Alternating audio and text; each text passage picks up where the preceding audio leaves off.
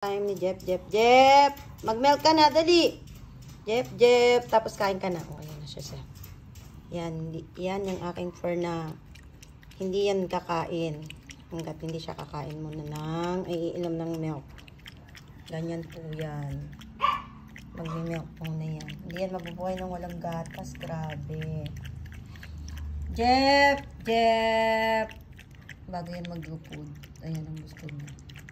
Paghihimay mo siya ng kanyang ulam, chicken.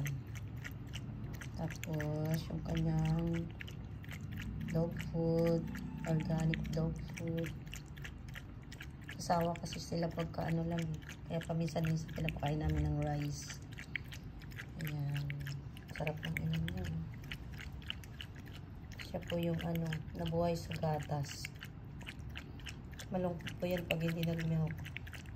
Kaya yan nakakatayo ng matagal. Ang titigas ng mga buto. Tagal yung tas kung tumalon, napakataas. Sarap ng inom yun. Pag hindi mo na painom yan, ako maawa ka. Ang sad-sad ng kanyang mukha. Sobrang lungkot. Amen. Yan ang inaman niya talaga. Sakto yan sa 1 glass of milk.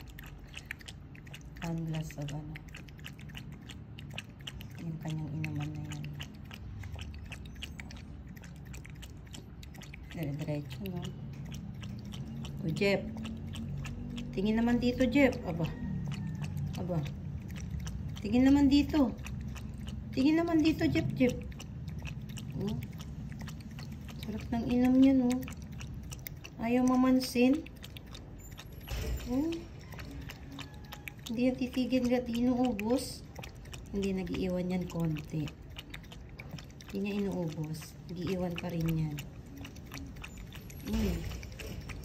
Uy. Ayan si Jeff. Oh, sabi ko sa inyo nagtitira po yan. Oh.